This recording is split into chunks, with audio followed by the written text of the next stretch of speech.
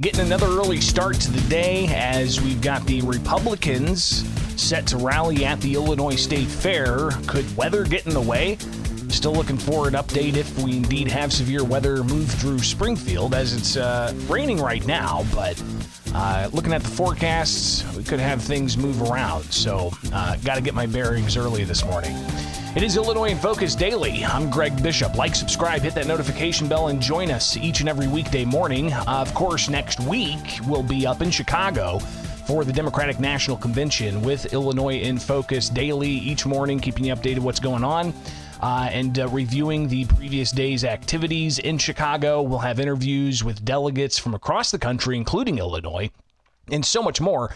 So be sure to get the newsletter each and every weekday morning with thecentersquare.com. Go to the Illinois page, subscribe there, but also wake up each morning with Illinois in Focus with America's Talking Network here on YouTube, and get the podcast anywhere. Illinois in Focus Daily. All right, coming up, we got a couple of segments. We'll hear what Governor J.B. Pritzker had to say in response to Trump calling him a loser. And also, we'll review what senior Democratic officials are saying about the election at a couple of different events here in Springfield around the Illinois State Fair. So that's coming up here with Illinois in Focus Daily. Right here with the Center Square and America's Talking Network. All right, stay tuned. More coming up.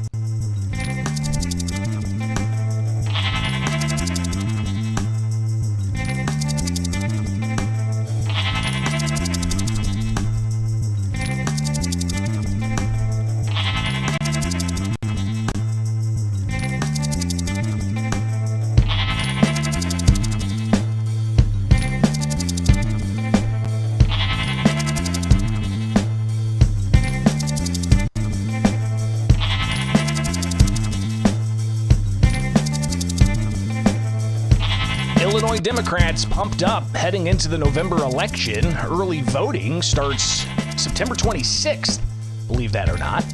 And around the Illinois State Fair, a breakfast with the Illinois Democratic County Chairs Association. It's an annual breakfast they have during the Illinois State Fair when you've got two major political days. Now, of course, the Illinois State Fair has Agriculture Day and Veterans Day, and then they have Governor's Day on Wednesday and the opposing party on Thursday. So yesterday it was Governor's Day. It was Democrats.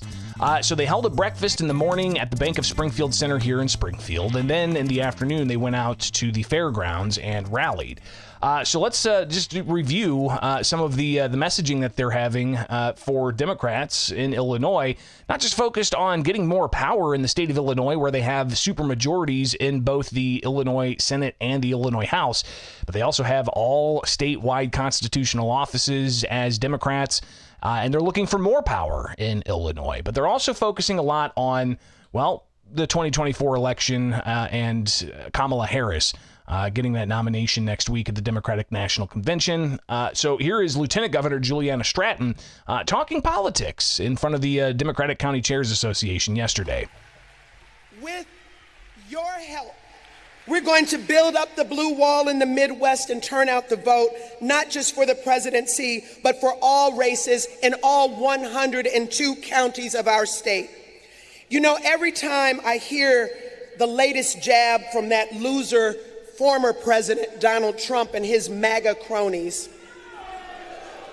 I go back to the words of Maya Angelou, who said, when someone shows you who they are, believe them the first time. And you know what Donald Trump and J.D. Vance have shown us? that they're weird. So that's some of the messaging you're hearing from national politicians that Republicans are, quote, weird. That was brought up several times from different speakers. But then the lieutenant governor, who announces her pronouns on occasion. She says, my name's Lieutenant Governor Juliana Stratton, she, her pronouns. In a lot of instances, some people may say that is weird. But regardless, the term weird being used on both sides of the political conversation. She introduced Governor Pritzker for a speech as well in front of the Democratic County Chairs Association.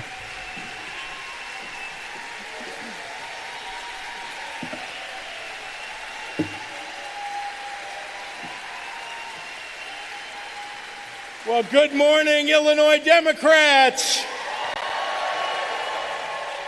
It's so great to be here. What a beautiful day to be here with the hardest working Democratic Party county chairs in the entire nation. Can you feel the electricity across the nation for our next president, Kamala Harris? So exciting, and no one exemplifies Midwestern values than the coach, Mr. Blue Wall, Tim Walz. And God, I love to hear dad jokes at a big Democratic rally. We are just days away from hosting delegates and party leaders from across this nation for the 2024 Democratic National Convention. And we are 83 days away from hearing the two words this country's waited 248 years to hear, Madam President.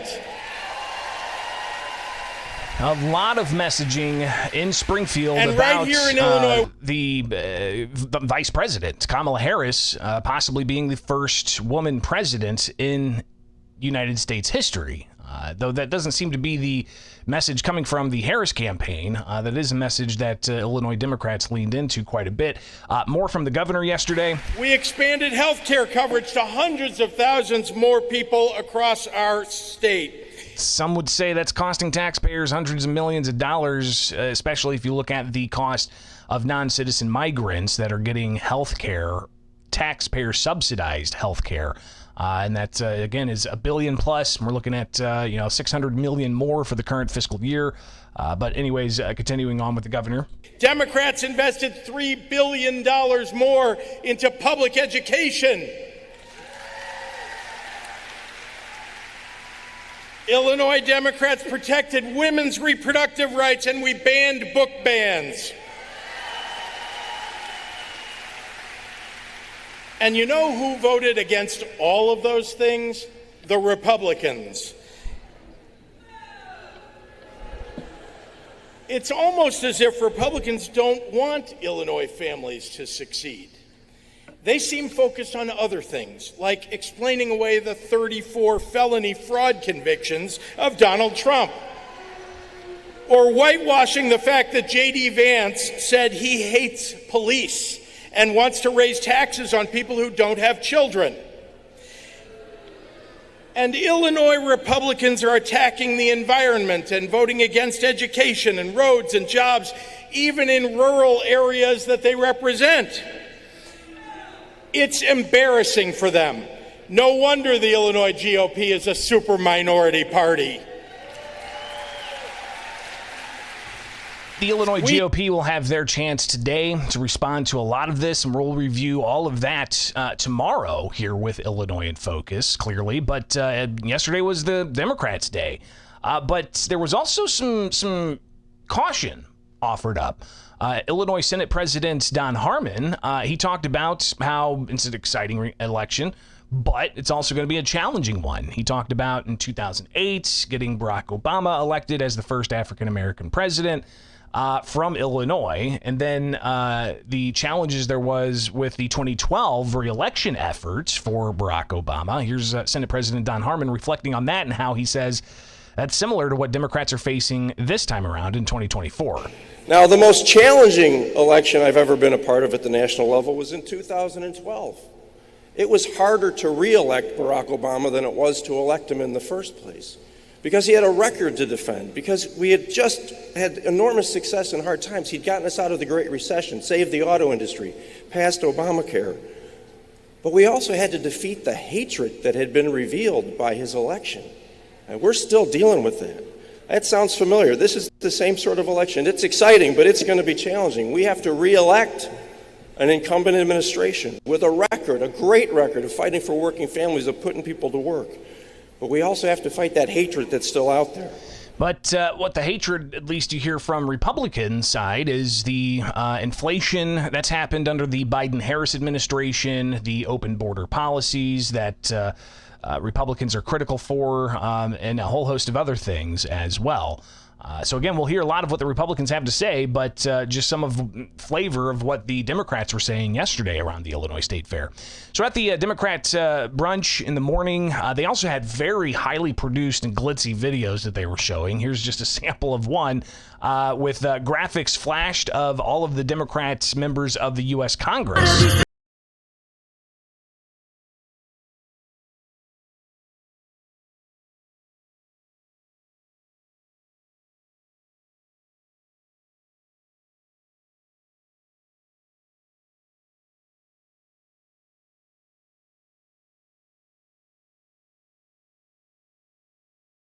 Remember, you hear. So again, just some of what was going on at the county brunch for the Democrat County Chairs Association. Then everything moved out to the fairgrounds where they held a rally, and all the constitutional officers got up on stage, from the treasurer to the comptroller to the attorney general. Speaker Welch, Emanuel Chris Welch, he got up and talked about making history and getting more power in the Illinois House. You helped us build up blue, and we elected the largest caucus in the modern history for the Democratic caucus. 78 members of the Democratic caucus. We call it the Great 78. But you know what? In 24, we want more. You want to help us elect more in 24? If you do that, we're going to make more history, because 78 is already history, and more will certainly be history for each one that we add. But you know what? There's more history to be made in 24. Are you ready to elect the first woman president of the United States? Are you ready for Kamala? Are you ready to say, Madam President? So, again, really focusing on the gender of Kamala Harris and the history that would be made if she was elected as president. Then afterwards, Governor Pritzker, he went off to the side of the stage and was asked questions by reporters. I am going to air a whole bunch more of that in the next segment, but just to give you an idea of how Democrats are responding to some criticism, the question I asked was, what's Pritzker's response to Republicans who say that Harris needs to answer for covering up President Joe Biden's condition? Because if you recall, 1 week, Joe Biden was as sharp as a tack. It was the best version of Joe Biden that they'd ever seen. The next week was the debates, which everybody's account is it was horrible for Joe Biden. And then you have the sequence of events to where Joe Biden ultimately steps down and as the candidate, endorsing Kamala Harris, and reporting coming out from the likes of Seymour Hersh saying that Biden was forced out, and Donald Trump saying it was a coup that happened, and that Biden's not happy about it. But should Harris have to answer for covering up Joe Biden's physical condition? That was a question I asked Governor Pritzker yesterday. That's ludicrous. Sir, first of all, Joe Biden has been one of the greatest presidents we've had. Look at all the things he got done in a bipartisan fashion. We got infrastructure. We got a CHIPS Act that helped to create jobs, technology. We invested in bringing manufacturing home, and that's all because of the work that Joe Biden did. So the governor saying that Joe Biden was a great president, and now we have Kamala Harris as the candidate. Today is Republican Day, so we'll review what they had to say for tomorrow here with Illinois in Focus Daily. Like, subscribe, hit that notification bell, join us each and every weekday morning, and don't forget, next week we are in Chicago for the Democratic National Convention. So be sure to stay posted here with Illinois in Focus Daily, part of America's Talking Network and the Center Square.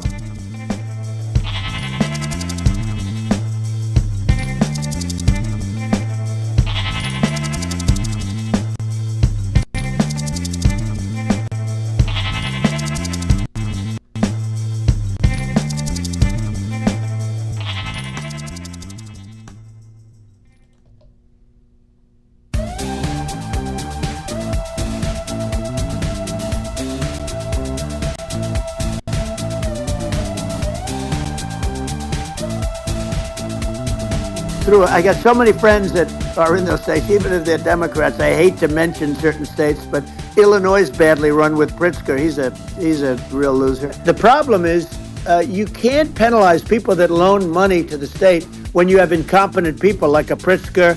Look, the family didn't want him in the family business, and then he ends up being governor of Illinois. So you know what? Is he going to be a great governor? As I recall, I won by 16 points in my first election, by 12.5 points in my second election.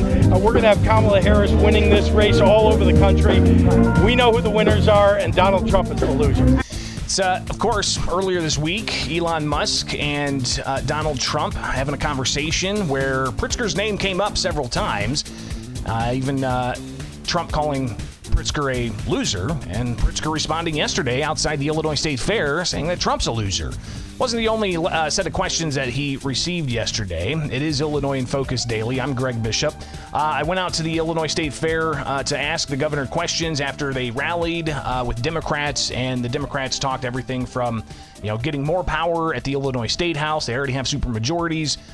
To electing Kamala Harris to be the next president of the United States as a woman to make history.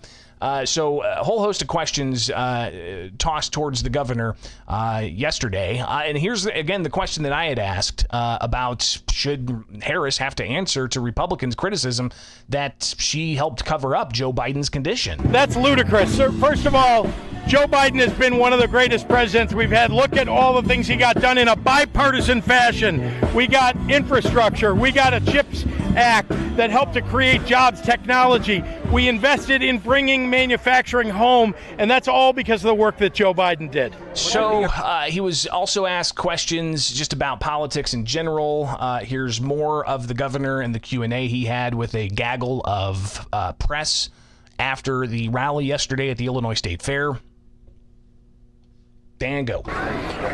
You want me to give it away now? Yeah, that's a preview. No. Here's the preview that we need to elect Kamala Harris. I mean, I said some of it out here, but this is so important. It's the most important election of our lifetimes. We've had to say that, unfortunately, every couple of years now, and it's because of Donald Trump. The danger is so great, we have to overcome it. So he's talking about, what his speech is going to be at the Democratic National Convention, which is next week, and the Center Square will be on the ground to report out everything from the protests and the security that's happening daily to the conversations that are happening from delegates across the country and more. So be sure to like, subscribe, and hit that notification bell and get subscribed to the Center Square and America's Talking Network.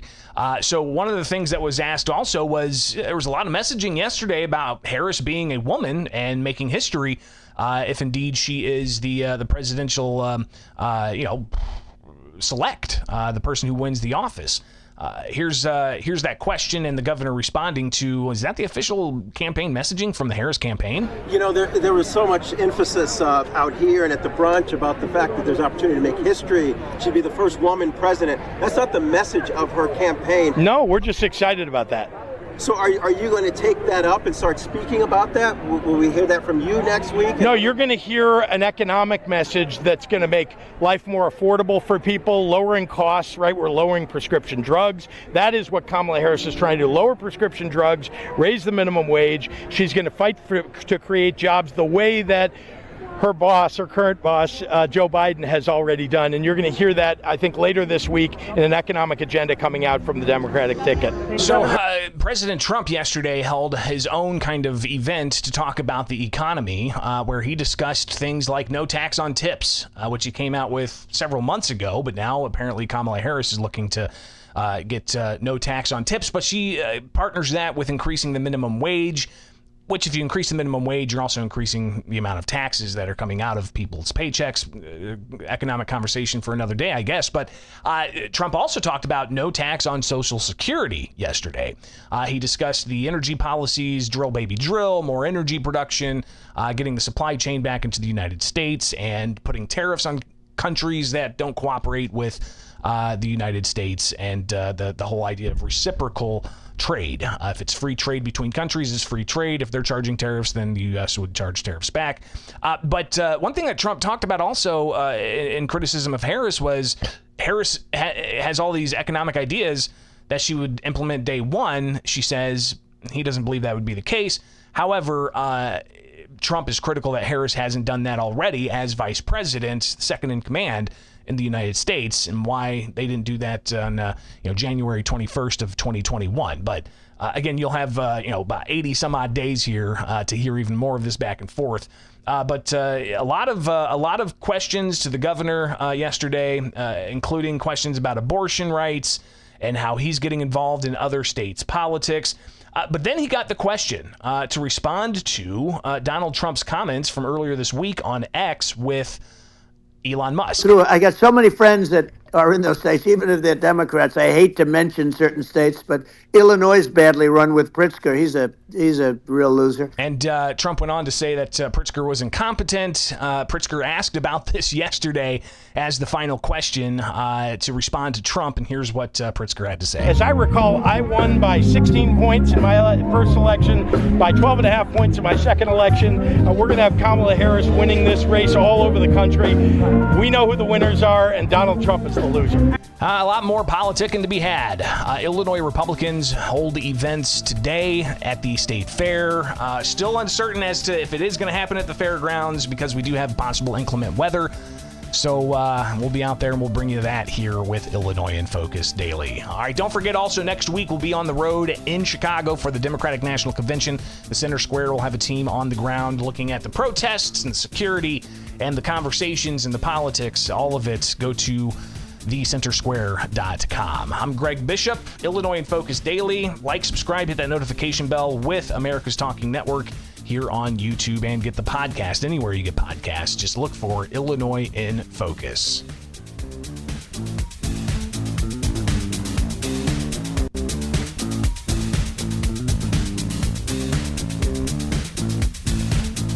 All right, that's all I got for you today.